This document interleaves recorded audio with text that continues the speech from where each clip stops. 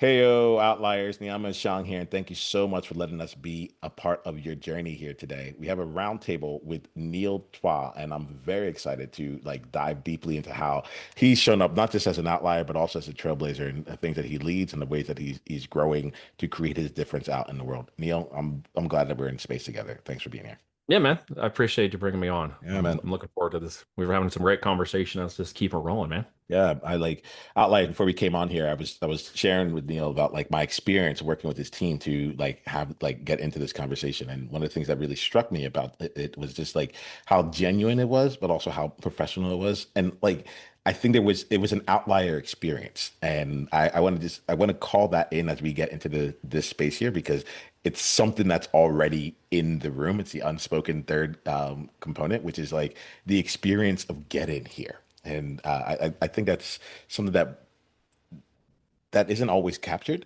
And since it struck me, Neil, I want to make sure that I put it out. Hmm. Yeah. Um, let's get in here. I want Outliers to get a chance to get to know you. Like, you mind sharing more about you and the game you're playing? Yeah, man. So I love Call of Duty mobile right now. No, I'm kidding. I don't actually play video games. I got too much going on to play video games. The game I'm playing right now is ecom. I've been playing it for a long time. I'm, 18 years outside of firing the man and starting my own business. And I've gone through a number of iterations of what I want to be when I grow up in business. Everybody makes it sound like, well, I came up with this. It was a grand master plan, and I planned to be here by the time I was 49. It's like, no, I don't think anybody is telling the truth. I would not have expected to really get into the physical product branded private label world that I'm in now for the last 12 years, had it not just been for a series of both fortunate and unfortunate events that led me into this position. Having a background in media, in development, mobile systems, I was a part of Sprint when the first mobile phone launched in the market. That's how old I am. And part of the first knowledge management systems that went into enterprise. That's part of how I got into IBM, which built the precursors of all the AI systems we're living on now, 20 years ago. So I can tell you what we're looking at AI right now is going to scare the pants off of most of you when you realize what it's actually doing and can do. And it's a whole different level than what you think it is now. And so I got into the physical products world just by happenstance and met somebody who was on a similar path. And we said, hey, we should do something together and started our first company 12 years ago and ended up in the physical product world because it actually just made sense to own the offer. I know a lot of times because we're such a digital world now, everybody thinks everything they need to do is digital. So while I came through a lot of that, I understood that physical products and the service and barter and trade of them is probably the second oldest profession in the world, behind OnlyFans. So since I'm not going to be dancing on OnlyFans, I'm going to be selling physical products.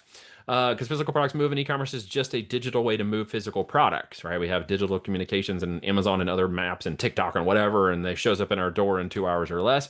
And to me, the whole concept of it was extremely fascinating, having come from the digital world to getting into the physical world that I'm in now, and how to build a brand around those products that creates intrinsic lifelong value for the company and not just the products we sell, which are more short term and if not careful, could be just flipping products for profit if you're not really brand focused. All right, Neil. So you brought in a couple things right now that not only put a smile on my face, but I'm like, oh, we had this conversation right now for a reason, right? Timing. And yeah, it's time in there. So the two things that got me was you've been talking about timing. You're at Sprint like before it was Sprint, or like at least like Yeah, in I like got that. pulled into it. Yeah, they're like, hey, Yeah, we're doing a cattle call for anybody who wants to apply for this new division called PCS, Personal Communication Services. That was look at their that. big name for it, right? Yeah. Yeah, I think about that. So I like that you're there, and then you had a learning management system. Is that what like when you said Yeah, LMS? Is so that I what was you're a talking contractor. I taught myself how to program. I dropped out of college to go learn how to program because that's when the about? internet came online. And I'm like, Yeah, no one's teaching me. They don't understand. There's no business, those systems, no marketing, no nothing. So yeah, you just have to go do it, figure it out, fumble over it. They're spending money in corporate. They were just spending money in academia. We were putting in the first, computer labs. So I'm like, this is going to go slow. So I jumped out to go to the corporate world. And in the process, I'd stayed up till 2 or 3 in the morning teaching myself how to program. yeah. So it really So, was, who that gets you in and what that keeps you there. And so I do some of the work during the day, learn how to program at night, and then come back and do the work during the day. And I got a contractor position at Sprint in Kansas City because of that. mm, And these old sort of fake it before you can make it. Well, you can't really fake it in code, so you have to really get it right at that point, or things break. And so the long story was I was just sitting in the right place at the right time with the right tenacity to do the offer that they had called from the intranet, that there was a cattle call for anybody who wanted to apply for internal jobs. And I got a permission from the manager to apply as a contractor because they were only looking for internal people. And that was another moment in time of opportunity. And so I applied and then got in as a full-time employee. This is interesting to me. Part of what I think I'm hearing is like one, you weren't waiting to be taught around this year. Like Nope. you went out and you're like, okay, I don't have the skill, Nope. and so I will develop said skill, and I will have. And what I'm also hearing is that like it required double time. So you had your Yes, it job, did. and then you had your other job. I had the other job, which was to learn how to do the first job and not get fired. Yes, yes, yes, Literally, yes. it was the do the work right to supply the code, supply the outcome, and then discovered in the process I had an aptitude for it. Yeah, Literally, yeah, right? I didn't hate it, but I didn't love it. And I did come yeah, to the realization I did not want to spend the rest of my life in front of a computer programming.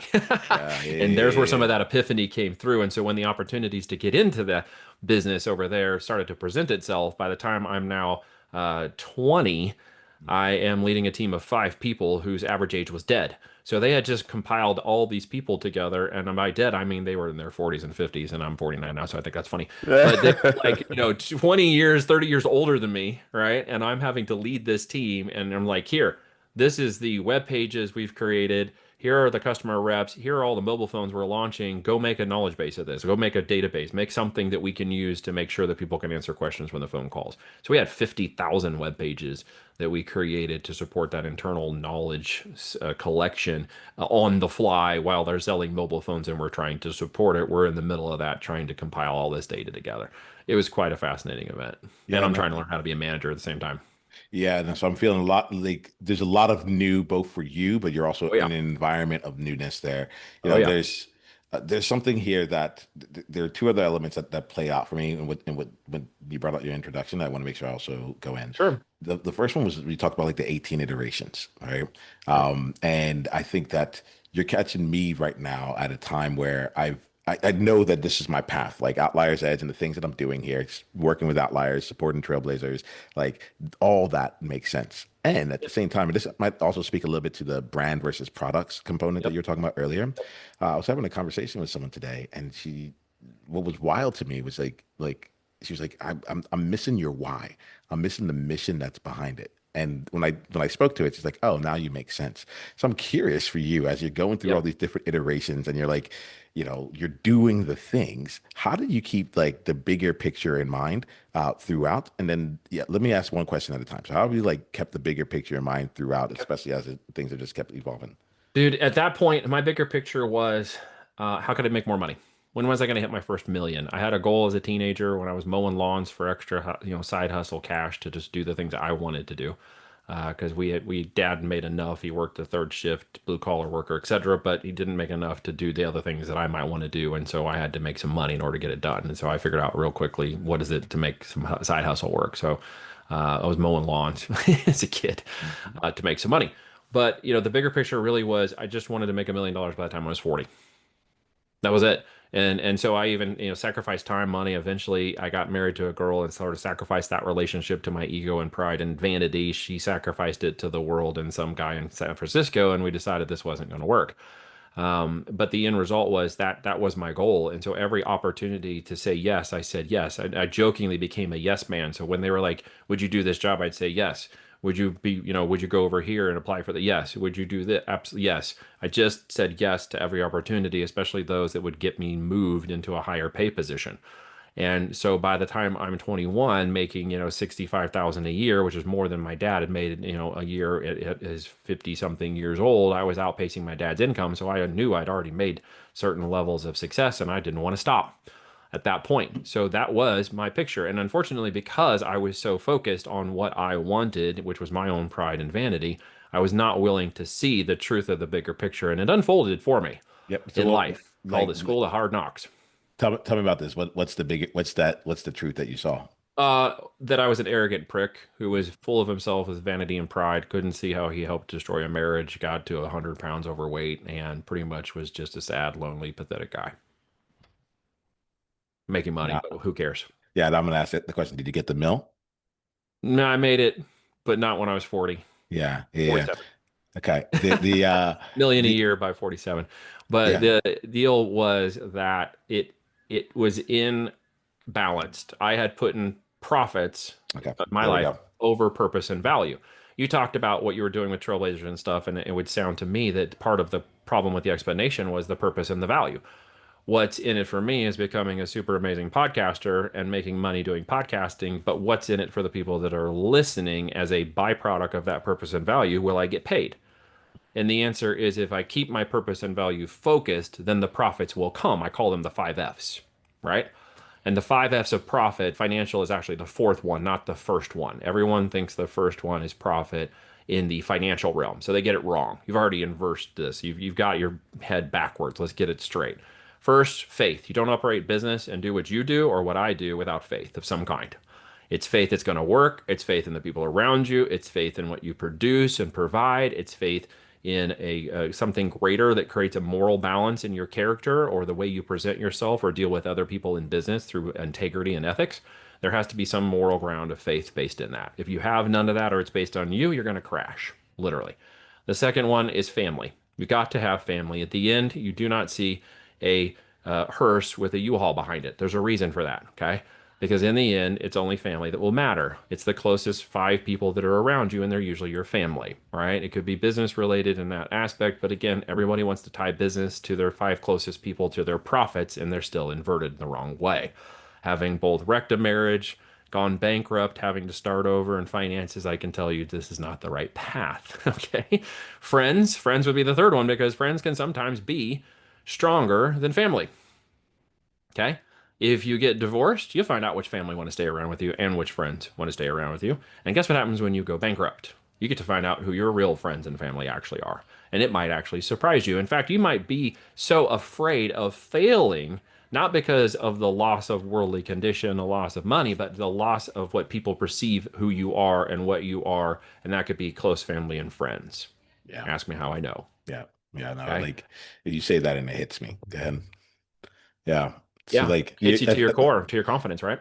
you brought out, I believe now we've hit four because we just got the financial, like just for Finances, right? You got to yep, pay. You know, yep. something has to be made out of your efforts. Something has to come out of what you're building. You need to pay for yourself. You need to pay groceries. You need to, maybe sack something away. You need some investments. You need, if you got kids, don't want them to starve because that sucks, right? You need, to think about others than yourself and the finances of others too. So when I think about finances now, I no longer just think about me. I think about my four daughters and my wife. I think about every person that's in my business who is financially being rewarded by the efforts of the business and what it means for their family and their kids. And then I think about every client or partner that's involved and who their wife and kids and significant others are. And while a lot of that might feel stressful to some, that is what powers me. I don't see that as stress. I see that as motivation. I don't see it as stress. I see it as perseverance. I don't see it as stress. I see it as purpose. I'm gonna pause and ask outliers here a question here. So outliers, like this last part about like what other people might consider stress, I see it as motivation, right? What's that thing for you? Right. Neil just shared one element of this here. I love these kind of counterintuitive things where it's like most people would think this way. And I want to just invite you to just take some time for yourself and be like, what's real for me? Like, what are the things that would stress people out? Like for me, it's volume. Like I'm like, I can just be on calls all day long and people Sure, try and they're really stressful. sure. I'm like, but like that's not the That's your game. purpose, though, right? Yeah, If it's your purpose, why stress over it? If you that's don't like it, don't do it. you Because got the it. last part of Yeah. this is freedom. Mm, The fifth one is freedom to choose. So we don't just have freedom to choose, we have freedom to choose the way we act, think, or the outcome of what it is we're doing. If you don't like having five stressful calls a day because of your clients, then don't do it anymore. It's choice. It's called freedom. Does it have consequences? Sure. But don't be afraid of the consequences for the lack of choice of freedom, because then you don't actually have freedom. What you've got is shackles. You got chains. You put them on yourself, and you're the only one to bear to put them on there, and you're the only one that can take them off. You don't like your job or your W-2? Quit. Oh, Neil, but I can't quit. I have a mortgage. Oh, Neil, I have a family. Oh, Neil, I have money. Neil, I got to sack away college money. Neil, I got a mortgage. I don't care, dude. Those are all excuses, and your opportunity begins at the end of your excuses. So stop making excuses. What you're actually saying in that relative conversation is it's not a priority. What people need to stop freaking saying, my friend, is I don't have the time to do this, or I don't want to take the time to do that. What you're really saying is I'm terrible at managing my priorities. I'm terrible at my time management. That's what you're really saying, right? If you want to know what that priority looks like, if you got children or family in your life or your wife or a significant other, you go to them and instead of saying, I don't have time to take the trash out, I don't have time, I'm on a call, I don't have time because this thing is coming up, I'm sorry, I don't have time to handle that. Why don't you look them dead in the eye, deadpan, and tell them you're not a priority? You're not a priority. What I'm really saying is you're not a priority. I would rather prioritize this over that. I'd rather prioritize this action or thing I need to do over you. So Look your kids outliers, in the face and tell them not a priority and see what happens. I'm just purposely letting some time, like let that sink in. I enjoy. I have a peer. She calls herself the meat cleaver of truth. You know, and The meat there's cleaver of truth. yeah It yeah is yeah true, though, isn't yeah. it? At the end of the day, we are simply bad at time management. If you don't like it, don't do it. If you like it or you sort of like it, then figure out a way to actually enjoy it because you don't have to do it. You get to do it. This is such a different phrase of empowerment if you can grasp this concept. I don't have to do these things. I don't have to stay married. I don't have to go to my job. I don't have to take care of my kids. I don't have to do anything. Do you? You get that. Yep. Right? What holds that together? What forces you to stay involved, stay married, support your kids, run the business, support your clients, provide for your employees? What holds that together? If it's guilt, you're in the wrong frame of mind. If it's anything, then I get to do this, you're in the wrong frame of mind. Neil, I'm going to ask you a question here. I appreciate where we're at. And like, there's some questions that are on my heart right now that I want to bring up. All right. Sure. Um, the questions, the things that are sitting on my heart are, let's see. One of them is around risk. I think I'm going to come back to the risk Okay. part in a bit. No, it's risk. I think that there's something that around like the brand and versus products thing that I think is really Hmm. interesting. It also just made me think about like benefits versus features when it comes to different Sure. like you're like we're putting the right thing, like you go back to priorities, Well, like let's purpose. get the right, Mhm. yeah, let's go, we're Yeah. going to purpose here, right? Yep. So like help me.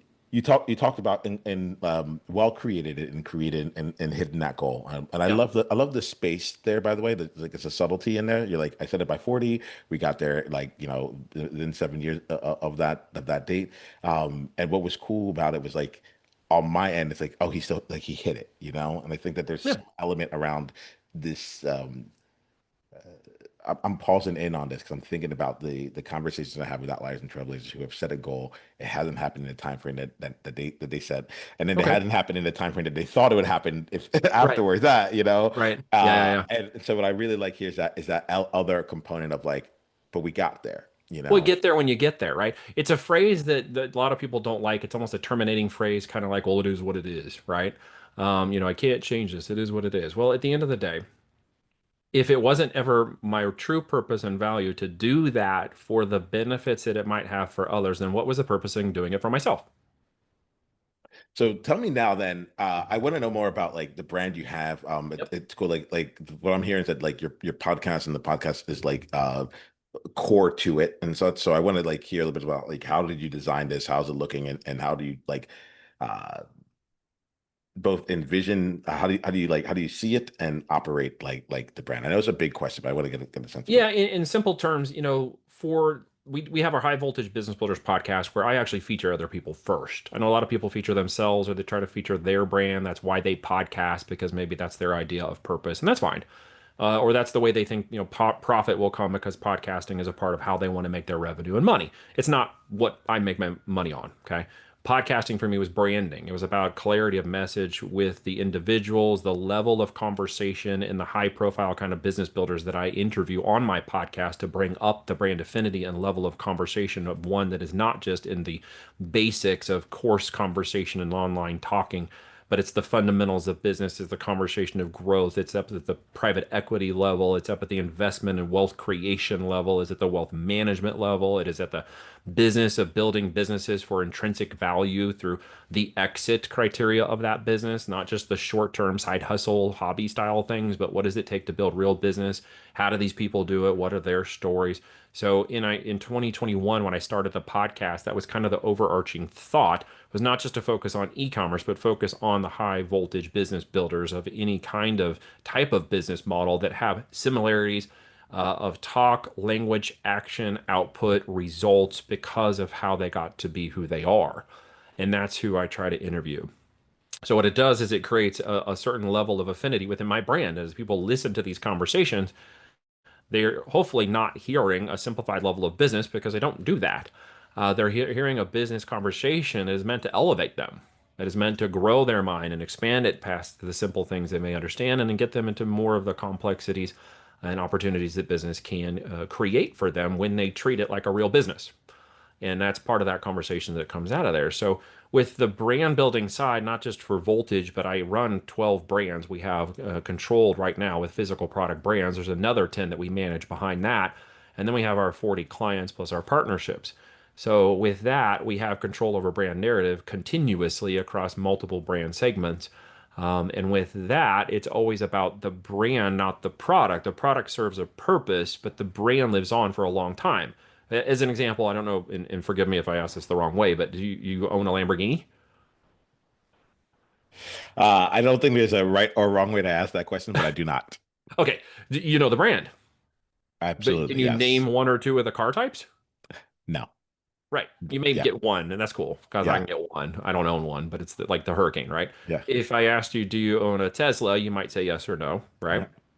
Yeah. If you understand the brand, you understand the value of that company. If I go back in time and say, do you remember Lucky Strikes as a Mm. brand of cigarettes? Mm. You might say yes. Does it mean you're a smoker? No. Does it mean you can even name which products were in that? No. You may not like Nike, but you know the brand. You may not have bought their product. You may have bought it one time and never bought it again, right? Maybe you're a New Balance guy or whatever. So the end result is that brands live on for a long time, but only products live for the purpose of the time in which they are going to evolve. So our goal is to build brands. The products are just the gas in the engine that becomes the car that people recognize. And that is the value of your podcast, the value of what you do, the value of what you're creating is for them to remember the brand before they remember any other component of what you offer. Why? Because that builds curiosity. And out of curiosity, then they will seek out of their own will because people want to buy, they don't want to be sold. They will go out and discover out of their own drive what it is about you that they're interested in with your brand, and then discover, oh, you are in XYZ. Oh, you're in e-commerce. Oh, you build brands. Oh, you build companies. Oh, I might be interested in doing that too. There's something in there. I appreciate the way you played this one, Neil. One, I enjoyed the questions that you asked. Two, you got me to slow down a bit here and think. So I appreciate the questions you asked, and in doing so, you got me to think. So going back to the element of brand and curiosity, Yep. right? You got me curious about myself, and then there was a component of the discernment, and I look a lot of distinctions. I'm like when you're in like true mastery of something, you have more distinctions available for you. Like you can, sommelier can tell like the different elements of that's in the wine. I'm like, oh, this tastes kind of like grapes, and it might be red. And so what was really cool was it was really interesting hearing that distinction between brand and product in this component from the standpoint of like what do you remember Yeah. and the function of a product. Like I feel like you in this space here, you redefined what the function of that product is. Yep.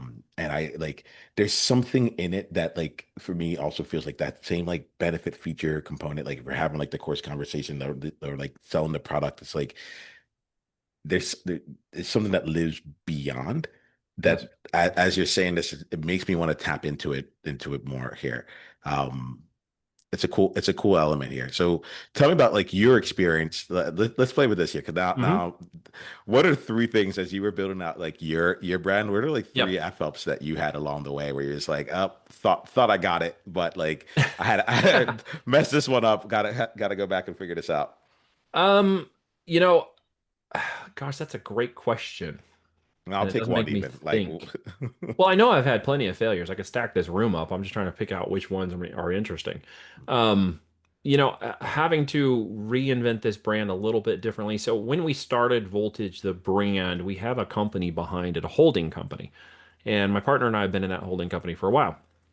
when we started the idea of building up operators to train them on how to become company CEO operators of an e-commerce business, it actually was a byproduct, a switch, a pivot, if you will, off of the original goal, which was to become what's called an aggregator in the Amazon world. We were going to acquire companies, build them into our brands, raise them up, and exit them as part of a portfolio.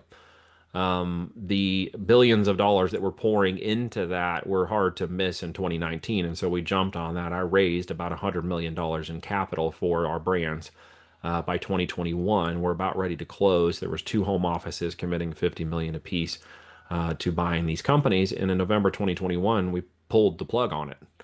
The financials no longer worked. The billions of dollars that were pummeling into that and the acquisitions that were swallowing them up were causing the valuations to raise 40% above market price. And that just doesn't work. All right, because if anything changes in the market, if the market shifts, if the volume of sales goes down, we had tariffs that came up. If that had happened during that time frame, the whole thing would have imploded.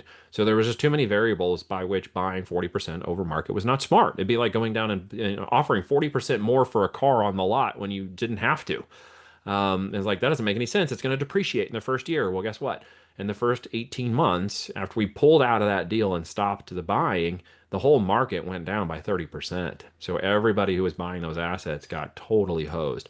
It was a very painful thing to watch. Now, as we stepped out of that and had the forethought of not doing it, which was great, call it a godsend.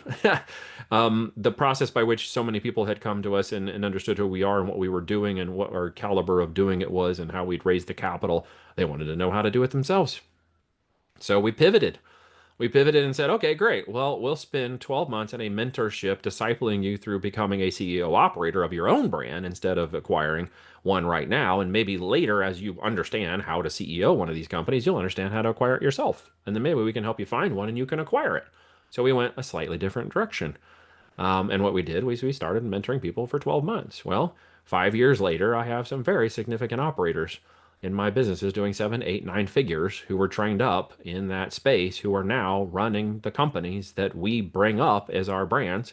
I have operators who are very good at this because they ran their own companies. Now they operate under a percentage partner split with us to run the companies and the partnerships. And anything we acquire, and we are in acquisition mode now because it makes sense because the water's going out of the market. So now we're going into the market, which is the right time to do it.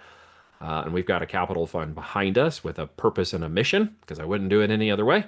And that group is called Patriot Growth Capital. They supported 16,000 veterans last year.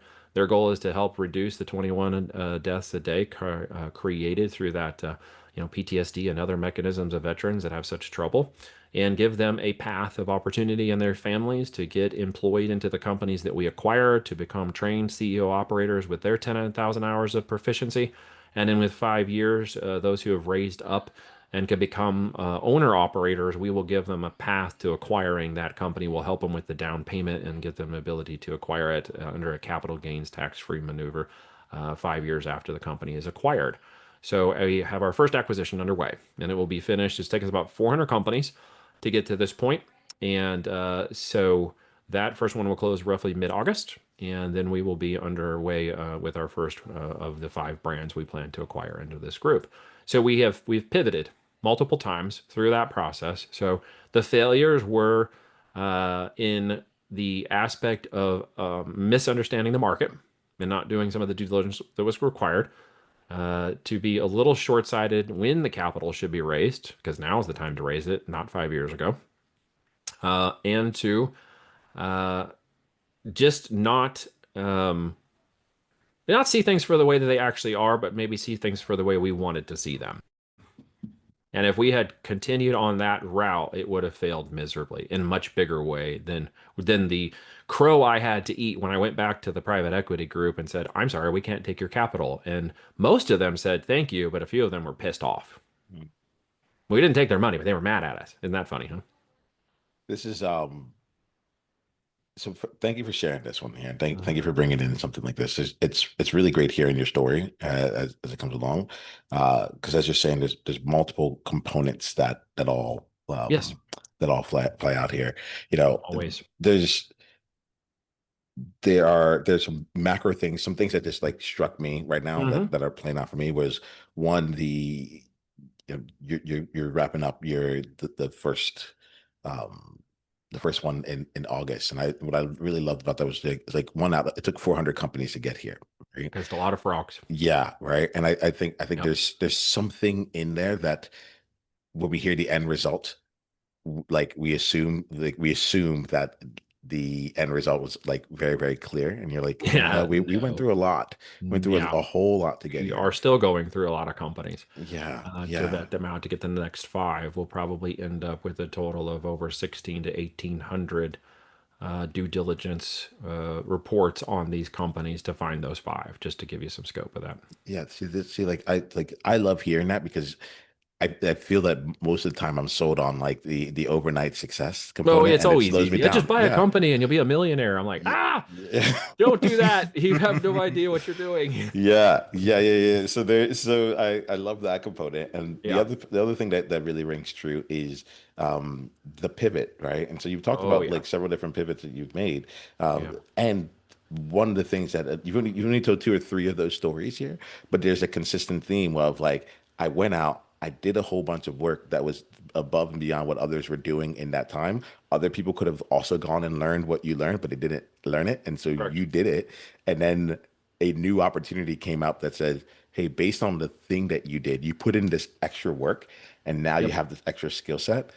How do we Yep. tap into How it? do we pivot it? And we did. We kind of put the idea of acquisitions on the back burner while we were raising up the operators. And so as we raised the operators and continued to launch our own products and 12 years into our own brands now, then we just said, oh, what if those operators who've been training and watching become successful in business and do what we encourage them to do, what they bought into our community to be a part of doing, and now they're actually doing it and be successful? Well, the cream of the crop rises to the top, so let's offer some of them an opportunity and see if they take it. And it turns out they did, and they're actually very good at what they do. So guess what? They don't need my micromanagement. Yeah, Everybody's like, what is it like to have employees? I don't know. I don't have any employees. yeah. I've done over 30 million plus in sales without employees. We'll do that here in the coming businesses. The one we're acquiring is an $11.5 million deal. The other ones we're looking at are between 10 and $50 million in size. And guess what? We're going to run them with barely any employees. And the ones we're acquiring, it really gets down to how you structure the incentive and what the other person is capable and willing to do. So with that, my operators don't need me to micromanage and tell them what to do. We just do status check-ins, like what are called OKRs, objective and key results.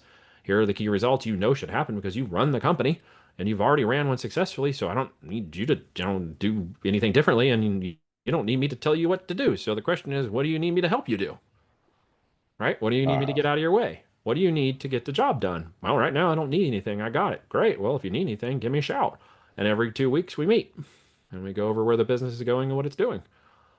Otherwise, they handle all the tasks and the minutia, and they're incentivized by their percentage of ownership and the fact that they're just go-getters who like to hunt and kill and do what they do really well, and they don't need employees and benefits and all the other nonsense to be a part of the organizations. I don't have to pay for their time. They are actually becoming a part of it because they are good at what they do. this is incredible. I just so you know, you've opened up new pathways in my mind here.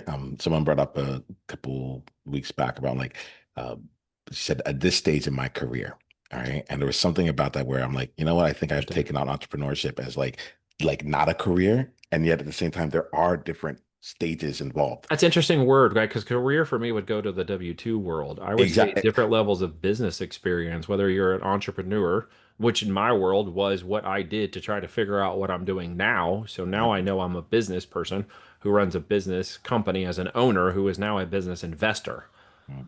Yeah. So this isn't my career.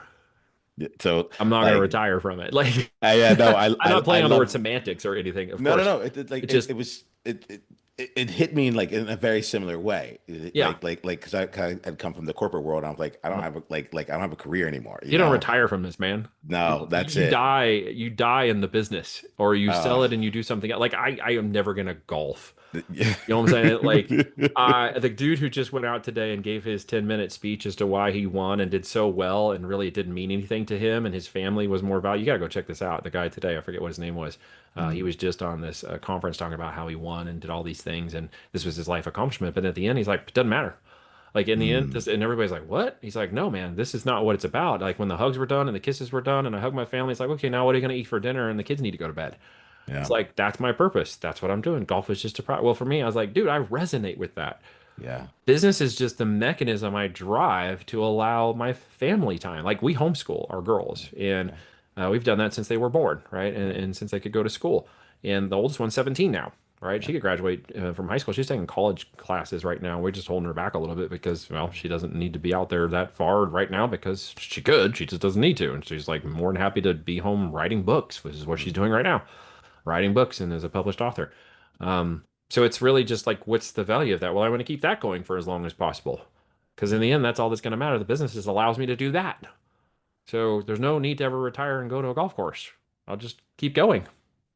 So I love this here, Neil. Like, we're gonna wrap up our conversation here. I Right on. want to make sure that I deeply appreciate the conversation. Thanks for playing the game that you play. Thanks for coming out here. And thanks for making the impression you made even before we even got onto this call. Like, it's something that I'm gonna remember from this here.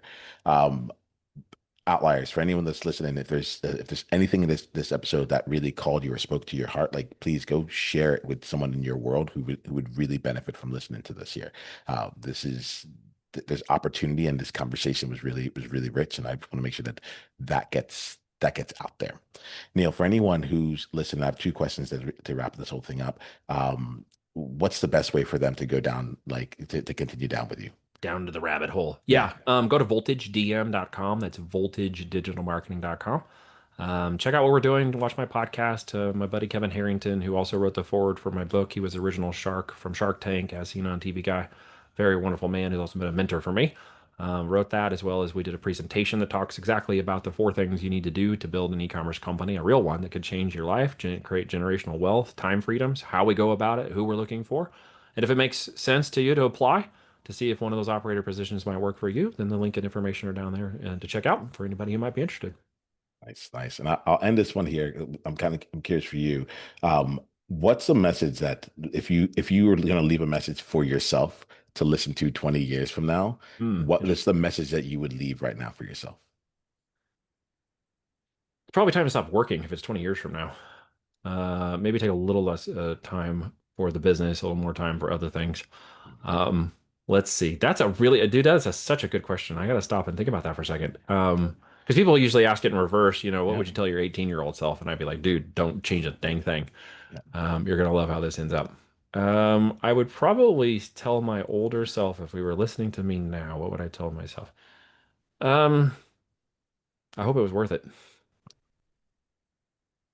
I hope it was worth it. I don't know what else to say. I love it. I love it. Like this is it. There's nothing to say.